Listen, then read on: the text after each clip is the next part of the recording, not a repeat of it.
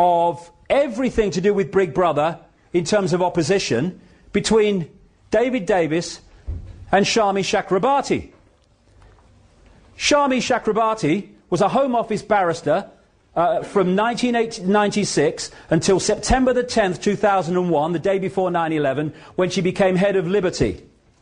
She's an alumna of the British America Project, described as a junior Bilderberg, which was created to promote British-American relations and is sponsored by Monsanto and a stream of American corporations. She is a governor of the Ditchley Foundation, which you'll find in this book from 15 years ago. And it is connected into the Bilderbergs and that network we saw earlier. And that was created to promote British-America relations.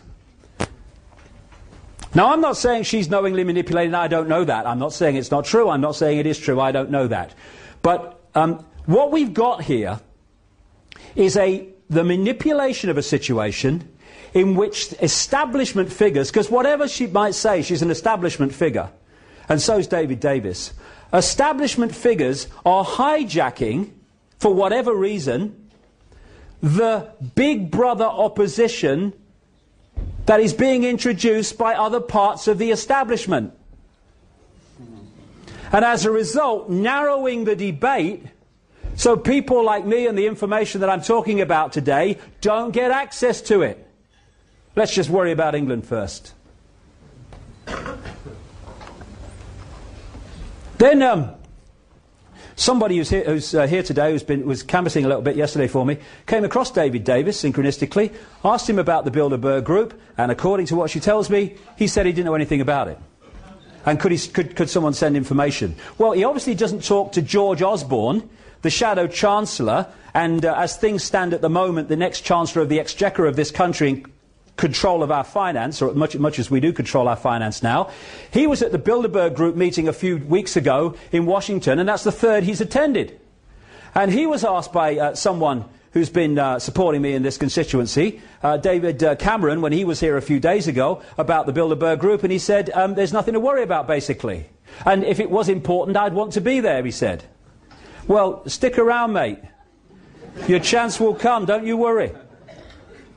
So this Big Brother by-election is not what it seems. And when we're talking about limiting the debate, my goodness me, it's been limited in the time I've been here. They don't want to talk about any of this stuff. And when you talk to it to the media, of course, you're a nutter and you're all pushed aside. This is what it's about, controlling the debate. So what do you do then? You control the outcome. Yeah. I tried to get into a David Davis, Bob Geldof public presentation in the whole Guildhall the other day. I wasn't going to cause trouble. I went along, I'd got a ticket, a constituent in this constituency had got me a ticket. It was a public one, as long as you had a ticket, and I turn up. I just wanted to listen to what they had to say. I'm a researcher, I want to know. If I got a chance to ask the question, great. If I didn't, well, equally great. At least I'd see what they got to say. And then suddenly, you know, the pound of lard with a shirt on came over, hyperactive, boom. Suddenly, a miracle happened and it became a private event. It's kind of funny because this is the guy who stopped me. His name's Andrew Percy. He's a prospective candidate for Goole, I think, that constituency. And this is what he said after the Geldof meeting, in which he'd stopped me attending. So Bob came to speak at a gathering from across Yorkshire about the people across Yorkshire about the erosion of liberty and freedom in the UK in recent years. His speech was brilliant, and I particularly like the extract below, which talks about the loss of our freedoms and privacy in recent years. Compartmentalization of the mind. And while this is going on, and this level of the quote debate is going on, global Big Brother is expanding its power by the hour now. As control goes further and further away. And it's going into the fine detail of our lives. We're now having people looking through rubbish to see if there's any evidence of activity, of terrorist activity. You can't even relax when you're putting your rubbish out in the bin. And then there's this thing. Traffic wardens. This is an interesting one.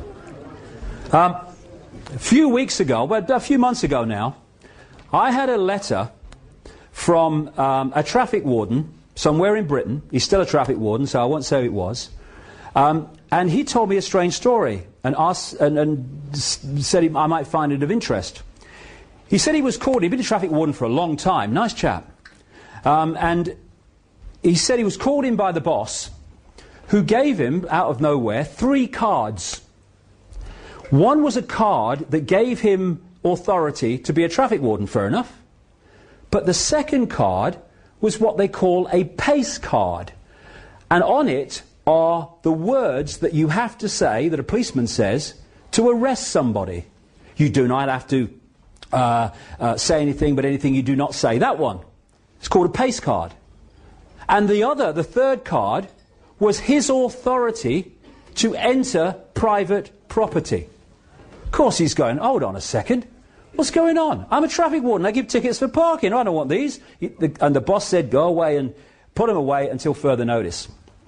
A few days later, he's with a group of traffic wardens near the police station, and an old friend of his, he hadn't seen him for a while, he was a policeman, walks out of the police station with a briefcase, walks over and makes conversation with the traffic wardens, there. And then, towards the end, he said to this guy, who's they're old friends, he called him over.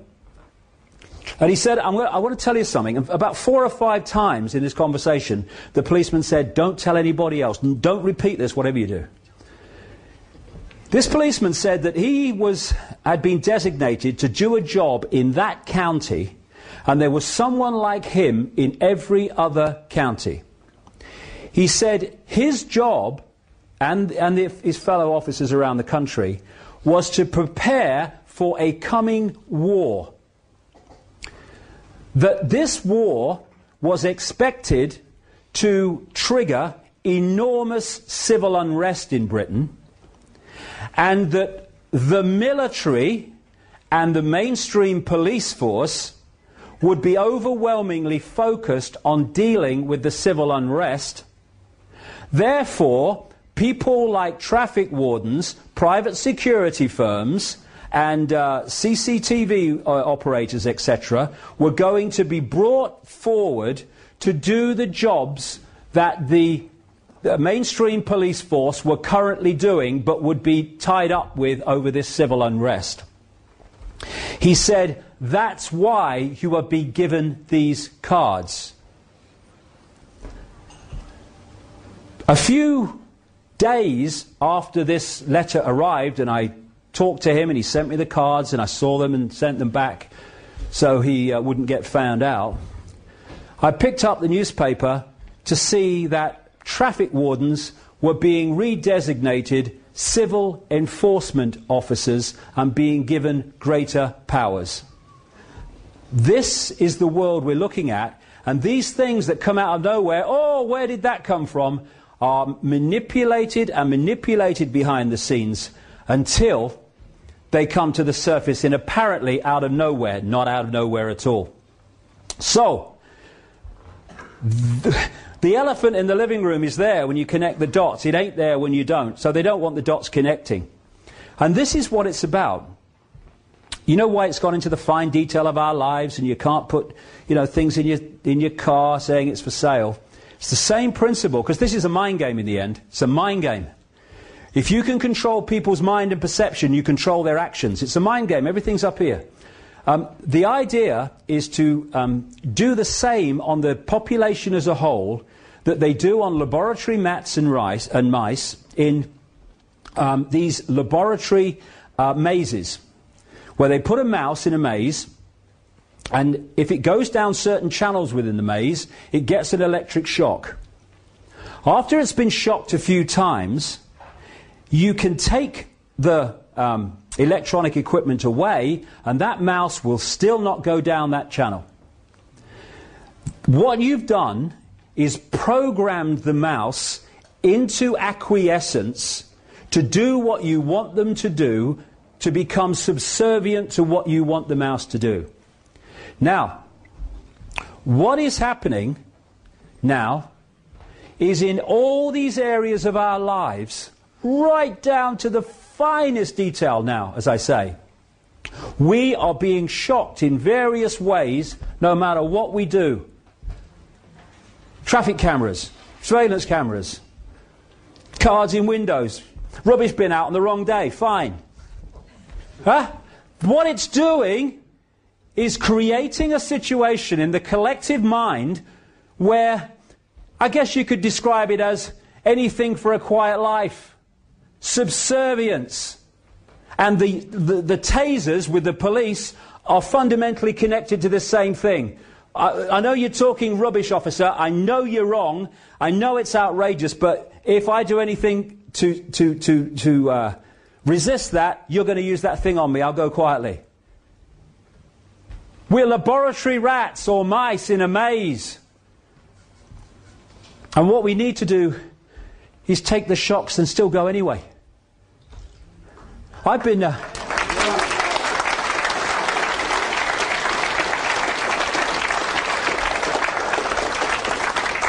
I've spent 20 years being ridiculed, being abused, being misrepresented, being made fun of, being laughed at in the street, having my kids laughed at school. I'm still fricking here.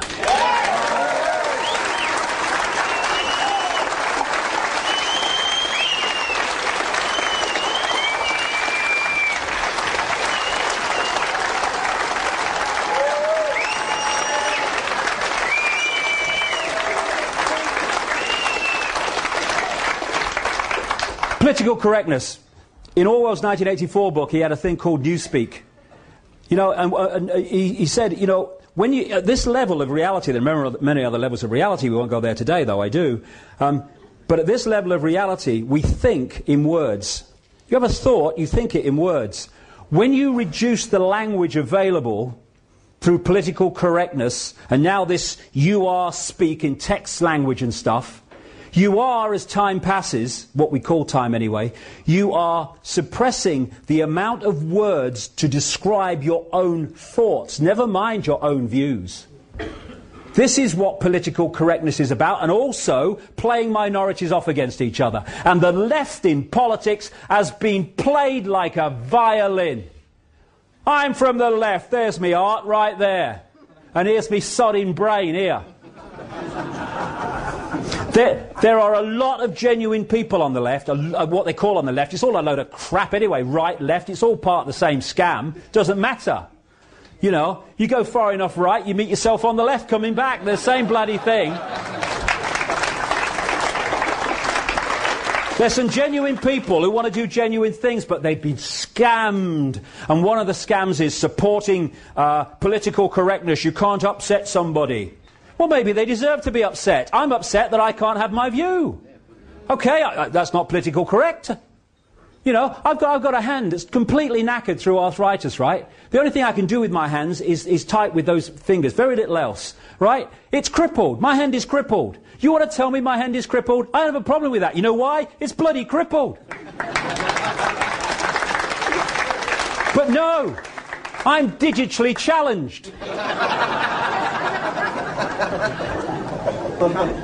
You know what I said earlier? Some people would have got it, maybe some people didn't. When I talked earlier about you can't say brainstorm, you have to say thought shower, that is actually being introduced by some companies. I'm not kidding, it's not a joke, it's happening.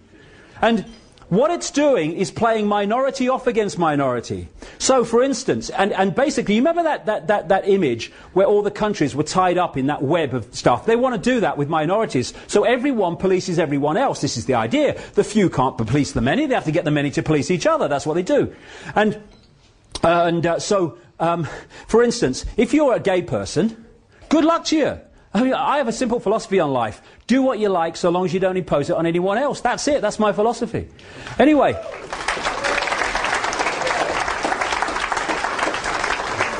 what a gay person can say, that's not political correct, I'm taking you to a human rights tribunal for saying this about me, but then he can't say something about a black person, or he can't say something about a Jewish person, or he can't say something about an Islamic person, and the black person can't say something about an Islamic person, and so it goes on, where everyone is policing everyone else. In Canada, they've got a massive human rights scam going